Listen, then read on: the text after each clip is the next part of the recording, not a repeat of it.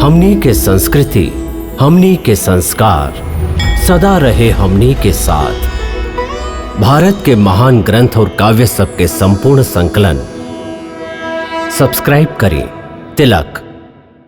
ओ समय त हमहू वहां के संगे नृत्य के स्पर्धा कैले रही।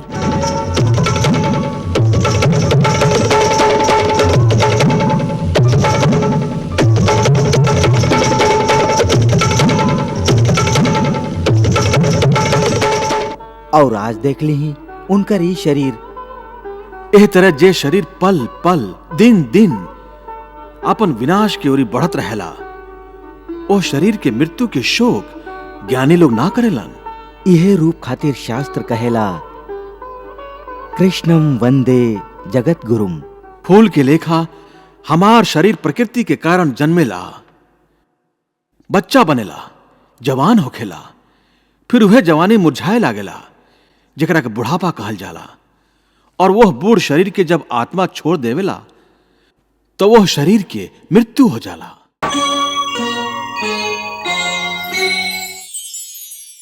बाकी वो आत्मा कहवा चल जाला? शरीर के बिना आत्मा कहवा और कैसे वास करेला? पुरान शरीर छोड़ला के बाद आत्मा नया शरीर में वास करे लागेला। कोनो शिशु के शरीर में चेतना के रूप में आ जाला, फिर उहे चक्र शुरू हो जाला। उहे जन्म लेहल, रेंगल, उठ के चलल, फिर लड़खड़ाइल और गिर गई। ये सब शरीर के खेल है। इतना बात समझ लेबा त ना तो के केहू के मरे के शोक होई, ना तो के मृत्यु के भय होई। बचपन यौवन वृद्धावस्था जीवात्मा की हो जैसे तन में,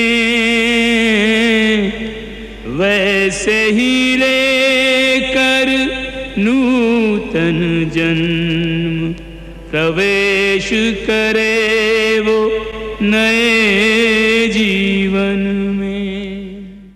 वाह वाह! आज त श्री कृष्ण के श्रीमुख से ज्ञान के गंगा बह रहा है। एह गंगा में तो अर्जुन डूब ही जाई और ई कृष्ण ओकर बुद्धि के भेदन करके ही छोड़ी है। महाराज, जे भी यह गंगा में स्नान करी ओकर आत्मा तक निहाल हो जाई। संजय, हम देख रहल हैं कि अर्जुन के बाण तक तुनिर में ही बंद पड़ल है, बाकी कृष्ण के मुंह से निकले वाला बाण तुहार हृदय के निशाना बना रहल है। महाराज, बात ही दिल के छुए वाला होखे त केहू का कर सकेला? हमके तो चिंता हो रहल है। लागता तोहरा तरह अर्जुन भी कृष्ण के बात के चक्रव्यूह में फंस जाई। बाकी उनकर बात के सुने के अलावा हम कर भी का सकत हई। हे अर्जुन, हम और तू इस शरीर नहीं खी, हम तो इस शरीर के अंदर रहे वाला आत्मा हैं। इस शरीर तो खाली हमार रथ है, हम एकर स्वामी हैं। रथ के टूटे से स्वामी ना टूट जाला, वही तरह शरीर के सुख और दुख आत्मा के सुखी या दुखी ना करेलन। यदि हम आत्मा हैं त फिर ही सुख दुख के आभास हमार आत्मा के काहे होखेला? इस सुख दुख के आभास आत्मा के ना होला, खाली शरीर के होखेला। त फिर आत्मा के का होला? आत्मा के कुछ ना होखेला, काहे कि होखल ना होखल, सुख दुख, सर्दी गर्मी, ये सब प्रकृति के नियम है। आत्मा तो अविनाशी परमात्मा के अंश है। ऐसे आत्मा प्रकृति के सीमा से बाहर है। आत्मा अचिंत्य है, मानसिक चेतना के चिंतन के घेरा में ना आवेला। अर्जुन, आत्मा पर प्रकृति और सृष्टि के नियम लागू ही ना होला, काहे कि वो सृष्टि और प्रकृति दोनों ही के पहुंच से बाहर है। जैसे वो चिंगारी आग के ही अंश होखेला, वैसे ही आत्मा परमात्मा के ही अंश होखेला। ऐसे वो नित्य, अजन्मा, सनातन और सर्वव्यापी है, स्थिर रहे वाला और अचल हा।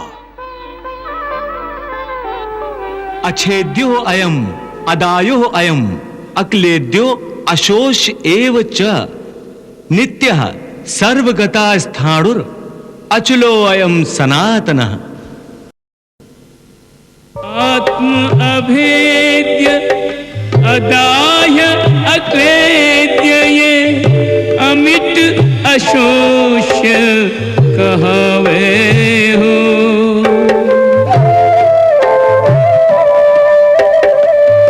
आत्म अभेद्य अदाह्य अक्लेद्य ये अमिट अशोष्य कहवे हो। नित्य सनातन सर्वव्याप्त ध्रुव वेद ये भेद बतावे हो।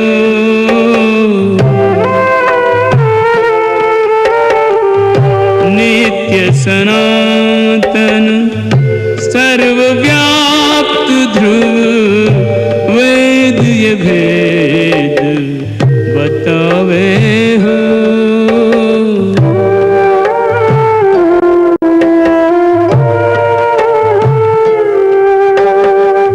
परमात्मा का अंश है आत्मा परमानंद लुटावे हो।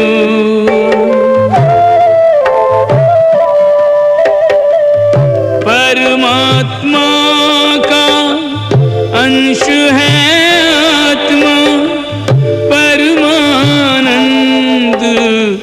लुटावे हो। तब तक विचरे परमात्मा में जब तक जा न समावे हो।